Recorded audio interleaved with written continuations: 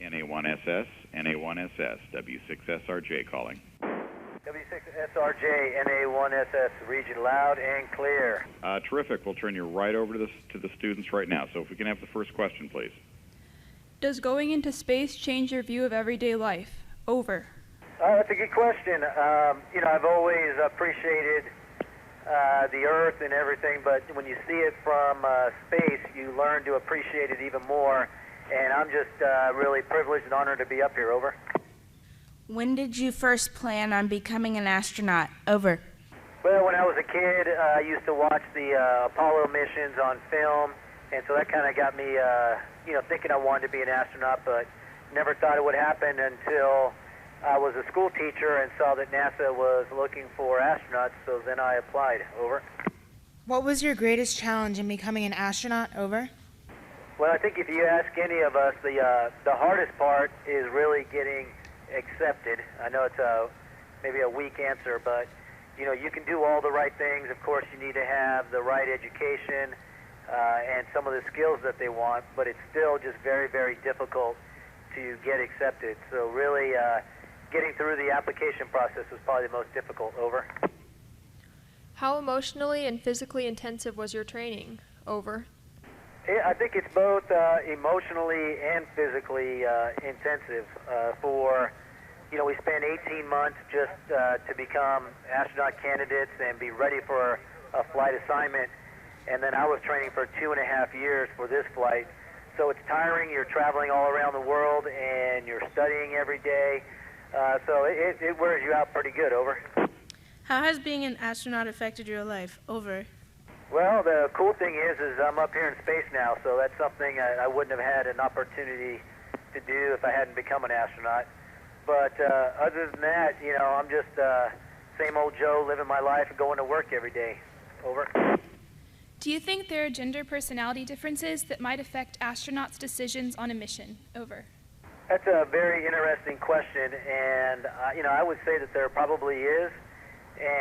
But not only gender, I think if you look at maybe racial differences, ethnic backgrounds, all of that affects how we make decisions in life. And that's why, we work as a team both up here on the station and also with the group on ground so that we have these different views to help us make smart decisions. Over. Who or what inspired you to be an astronaut? Over. I thank my grandparents and my parents for kind of sparking the imagination of coming into space. But I guess it was the first group of astronauts that went to the moon. It was pretty awesome, and it looked like something I would dream to do someday. Over. What is most personally rewarding about you being an astronaut? Over. Wow, it's all very rewarding. And being up here, though, I think it's just being able to be a small part of a team and being able to take part in some of the science that's going on. It's really rewarding when you see the results of the work that you do. Over. Do you have any input on planning mission objectives? Over. Well, we're not super involved in coming up with the objectives, but when it comes time to planning, they definitely ask our opinion. Since we're up here, we have an insight that the people on the ground might not have. And again, and I hate to keep saying it, but it's really a team effort.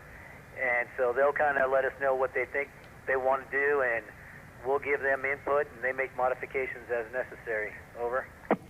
How have you dealt with your toughest challenge of weightlessness? Over. Yeah, working in weightlessness is it's difficult, and it's easy to lose things. And so what I've had to do is really stay focused all day long. As long as I'm working, you really need to stay focused, and that's what really tires you out. Over. What is the most serious physical problem that living in space poses? Over. Well, I think that the two big ones are, muscle atrophy, your muscles getting weaker, and bone loss. But again, we're also looking at some issues with vision. I know my eyesight has changed since I've been here, but I'm a little bit older. So you look at the bones, the muscle, and I think this vision is going to be an issue, as well as the radiation that we might have if we're going further. Over. What is the most practical scholastic route to becoming an astronaut? Over. Well, I wish I had an easy answer for you. You know, we have a wide variety of people that have become astronauts. My background's in geology. You know, we have physicists, engineers, we have doctors. So really, I would say, you know, anything, of course, in the sciences or mathematics is required, engineering. But other than that, just pick something you really like to do. Over. What was running through your mind when you first launched into space? Over. I was thinking, what the heck am I doing? No, it was pretty cool, and you know, my first launch was on a shuttle a couple of years ago, and I remember looking at my crewmate Swanee sitting next to me, and we were just smiling, the thumbs up. It was just kind of unbelievable that here I was sitting on a shuttle getting ready to go into space. Over. When you look at Earth from space, what do you think or feel about? Well, that's an interesting question. It's so cool when you look at the Earth from up here that, you know, depending, you know, sometimes the music's on and I'm not thinking about anything. Other times I'm thinking about how fragile it is. So really it depends on the mood. And I bet you, you know, when you see a beautiful sight on Earth, it's probably a very similar feeling. Over. Have unexpected situations during your mission taught you new lessons? Over. Well, we always have unexpected situations, and yeah, they do teach you lessons. You know, I've learned that, again, to be focused is the number one thing you can do up here, because things are going to happen that you're not expecting, and you need to be ready to handle them, and you also need to be flexible. Over.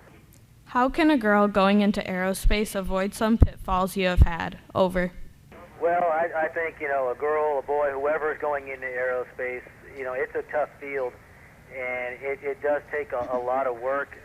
And so, I would say, you know, only do it if you really love it, because, you know, you never know where you're going to go. So if you enjoy it and you work hard, I think you're gonna have smooth sailing. Over. What examples of advanced technology have helped you live and work in space? Over. Well, pretty much everything we have up here is, well, some things are old, but a lot of what we need to live every day is the advanced technology. You know, we recycle all of our air, so we do a lot, you know, solar energy, dealing with, you know, small equipment. So this place is just full of advanced technology. Over. What is the most difficult part of returning to Earth? Over. For me, it's kind of that feeling in your head of, you know, maybe almost like being seasick, and then getting muscle strength back. Over. What have you learned from the typologia experiment? Over. You know, you stumped me on that one. I didn't know what it was, and I found out it's a Russian experiment, so now I have a homework assignment to figure out more about it, and hopefully I can get you an answer the next time we talk. Over. Has Robonaut 2 been helpful? Over. Well, right now, Robonaut 2's in the kind of the practice phase, so he hasn't done anything practical for us yet, but I think we're learning a lot from watching him work. Over. Are tortillas useful for long-duration flights? Over. Tortillas are awesome, and actually I had some last night with my chicken. They're just, they're compact, they don't make a mess, and they taste good. Over. Do you use ham radio for personal contacts? Over. You know, I haven't done too many yet, because this radio is on the Russian segment, but it's something I hope I can do more as my mission goes on. It's a neat way to communicate with people all over the world. Over. Susie, do you have any standby questions? How have you dealt with being away from your family? Over. Good question. You know, we're away from our family a lot when we train. Probably half of my time I was spent out of the country, but we're pretty lucky up here. We do have email. I do a video conference with my folks out in California every week. There's a telephone, so there's a lot we can do to stay in touch with our family. Over. Bill, take it over, please. Yeah, we're starting to lose it. So everybody say thank you very much. Thank you very much. Okay, and we're done. NA1SS, W6SRJ, great contact. Thank you very much. Good flight. Great contact. Thank you, Bill. Ladies and gentlemen, we have shared a moment of history.